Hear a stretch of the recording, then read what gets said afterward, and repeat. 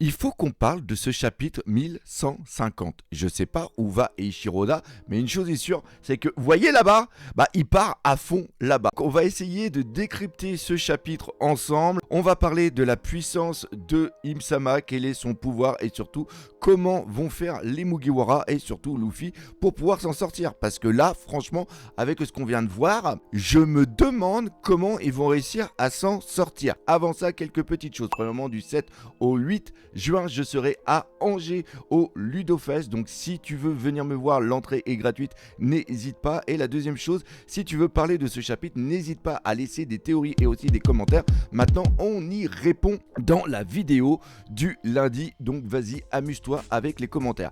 Alors déjà, ce chapitre qui était absolument dingue fait suite celui de la semaine dernière. Et vous avez été nombreux à me demander quelle était sa place au niveau du tome. Eh bien, il faut savoir que le tome 112, c'était du chapitre 122 au 133. Le tome 113, on pense que ça va être du 134 au 144. Et le tome 114 sera du 145 au 155 au 156. Donc là, on est dans un chapitre de milieu de tome. Donc là, il a relancé une certaine hype. Les prochains chapitres vont surtout être un peu plus calmes avec après, dans 3-4 chapitres, une fin qui va être absolument dingue, qui va être sûrement la confrontation entre Im-sama, enfin Gunko version Im-sama et le petit Lucci. Non, pas Lucci, Luffy, bien sûr. Donc, on va prendre le chapitre page par page parce que vous avez aimé le retour aux origines des critiques analyses. Comme ça permet de ne rien oublier. Et là, on voit qu'il y a des géants d'Elbaf qui sont en train d'arriver. Alors, c'est très important de prendre page par page parce qu'encore une fois, on sent que Eiichiro Oda est en train d'accélérer sa narration et il accélère aussi les cases. Il faut savoir que ce chapitre fait seulement que 14 pages, double page compris. D'habitude, on est sur 15-16 et on sent qu'il manque quand même 2 pages parce que c'est quand même assez brouillon et on va pas se mentir, il a été assez dur à analyser au niveau des cases. On va prendre juste la première par exemple. La première double page, on voit des géants qui sont en train d'arriver. Ils vont aller sauver les enfants et on voit qu'il y en a un qui a une moustache avec des cheveux un petit peu en crête. Et dans la case du haut, on voit qu'il lui arrive quelque chose, mais on n'arrive pas à deviner quoi. Et là, on se rappelle du pouvoir de Summer qui est tout simplement les ronces. Donc les enfants, ils ont des ronces qui sont invisibles. C'est-à-dire que même si au précédent chapitre, Summer a été coupé par Scopper Gaban, le pouvoir de son fruit du démon est toujours en action. On peut le voir d'ailleurs par rapport à Robin, on verra ça juste après. Il y a déjà le géant qui essaye de libérer les enfants et qui se prend les ronces, et après on a Gunko, enfin Im-sama à travers Gunko, qui envoie un haki des rois absolument dingue. Est-ce que c'est un haki des rois qui est un peu de la puissance de celui de Joy Boy? Ça, c'est une très très bonne question parce que les deux sont à peu près similaires. C'est-à-dire que Joy Boy avait mis une partie de son essence, de son haki des rois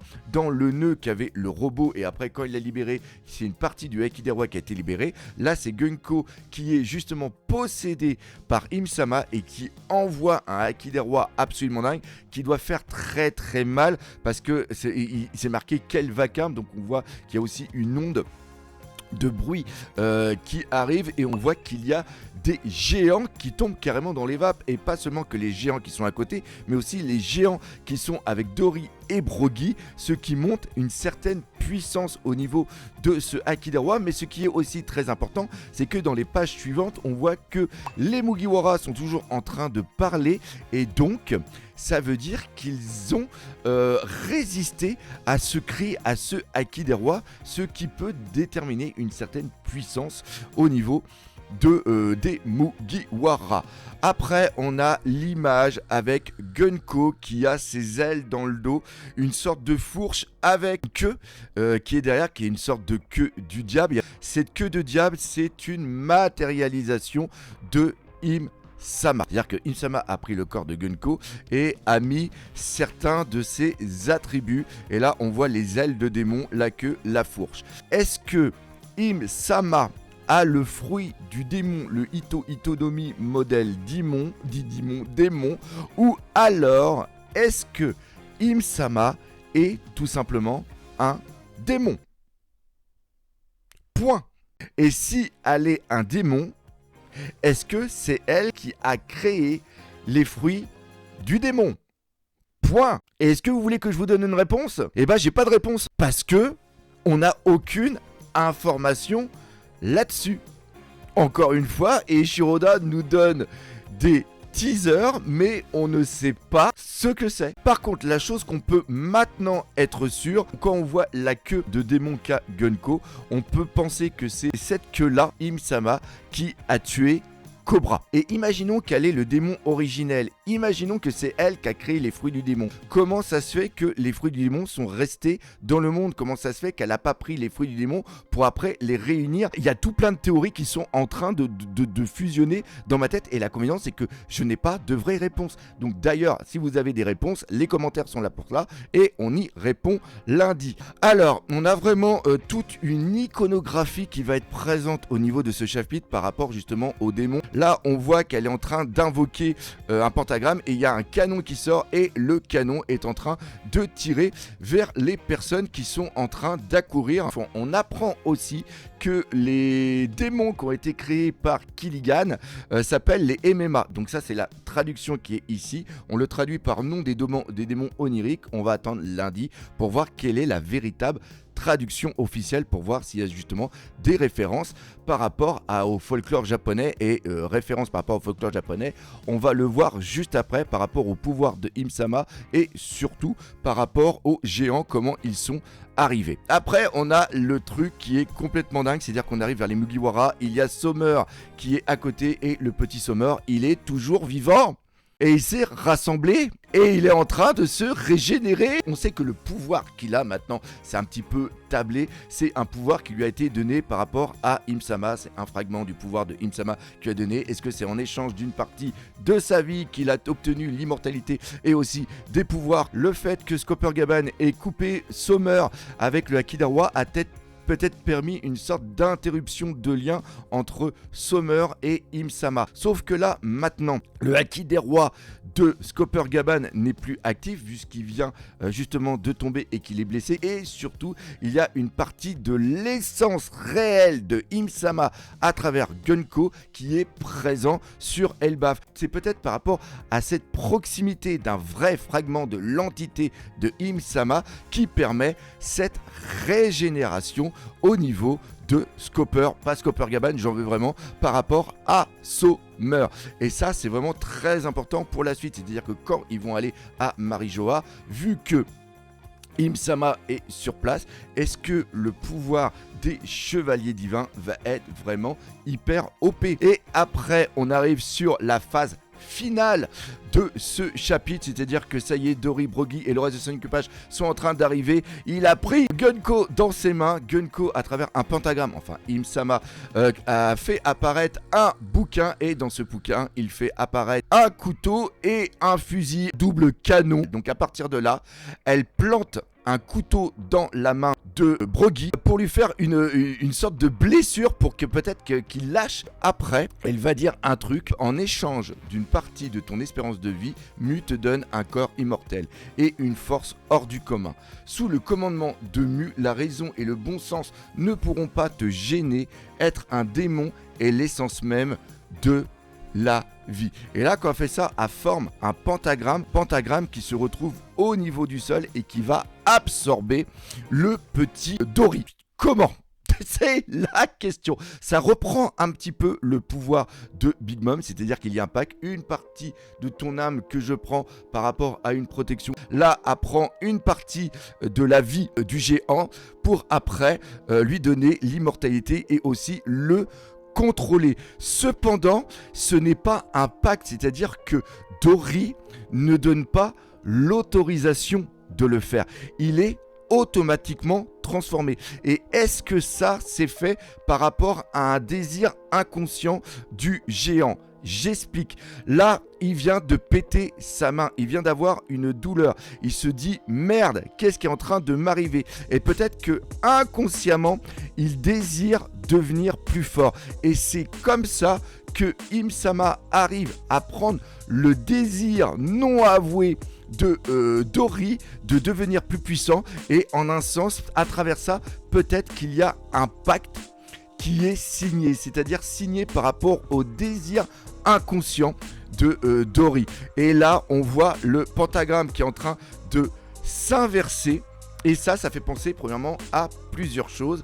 Premièrement, ça fait penser à Stranger Things par rapport au fait qu'il y a un monde des démons qui soit dans un monde inverse à celui qui existe. Et là, quand il ressort, on voit qu'il a plusieurs caractéristiques. Déjà, il est devenu beaucoup plus grand. Deuxièmement, son bras n'est pas cicatrisé, il n'est pas recollé. On a des cornes qui sont au niveau de son casque. Alors j'ai analysé après avec la double page finale. Ce n'est pas ses cornes réelles, ce sont les cornes de son casque. Cependant, il semble beaucoup plus grand. Même le bouclier va changer et là maintenant il a une hache à double tranchant. Il a aussi des ailes et il a les dents comme les Oni du folklore japonais. Le design est complètement dingue. Par contre, la taille de Brogy par rapport aux autres géants est totalement démentielle. Et après, il se passe un truc encore plus fou, c'est qu'il y a d'autres géants qui se font contrôler, mais là,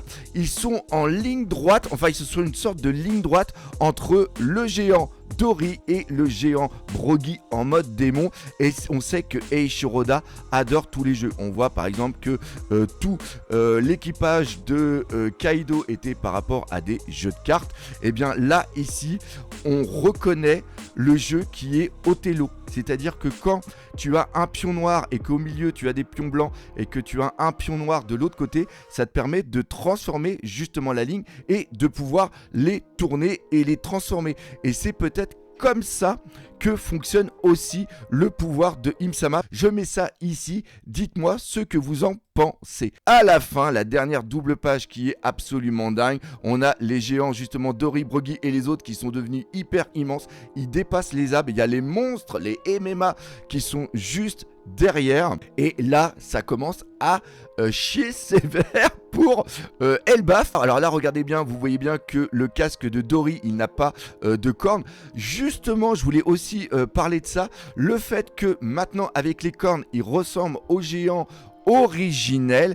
Est-ce que les géants originels ne seraient pas une création justement de Im-sama, et comme ils ont aussi le sang en eux, la transformation et le pacte en un sens est beaucoup plus facile à être réalisé. Et en un sens, c'est aussi pour ça que Im-sama voulait les géants, pas pour que les géants soient en état naturel et combattent à leur côté, parce que ça, on l'a au niveau de la marine. Im-sama a besoin de les contrôler pour pouvoir en faire une armée démoniaque pour la bataille mondiale finale. Et on a Dory et Brogy qui vont être maintenant les nouveaux rois, et pour être les nouveaux rois, ils doivent tout simplement tuer Jarl. Et Jarl, on lui dit Yarlou, t'es gentil, mon papounet, avec ton épée dans la tête, ça serait peut-être sympa de penser à partir.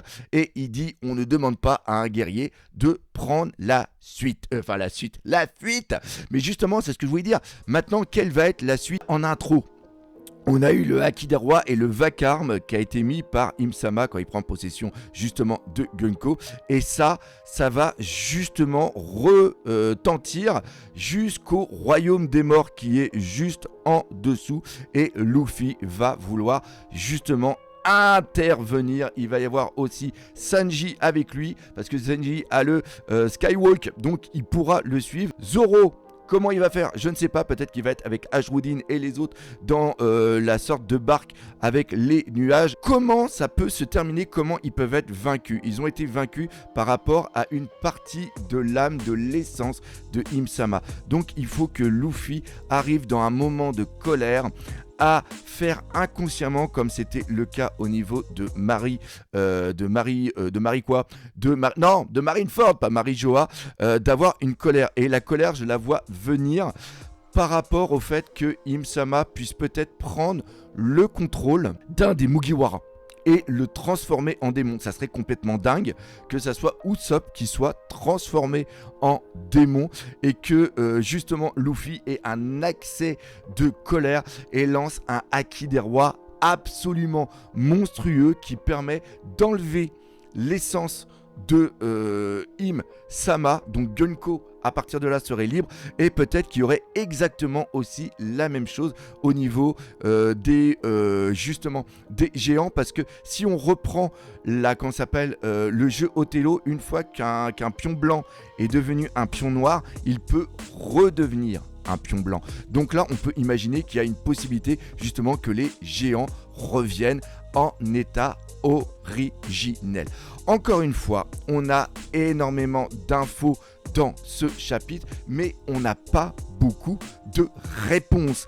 Donc c'est très important de toujours garder ça en tête. Si vous avez des théories et aussi des idées, n'hésitez pas, les commentaires sont là pour ça, on y répond lundi et surtout on n'oublie pas le principal, One Piece, c'est la vie. Allez, salut mes camarades.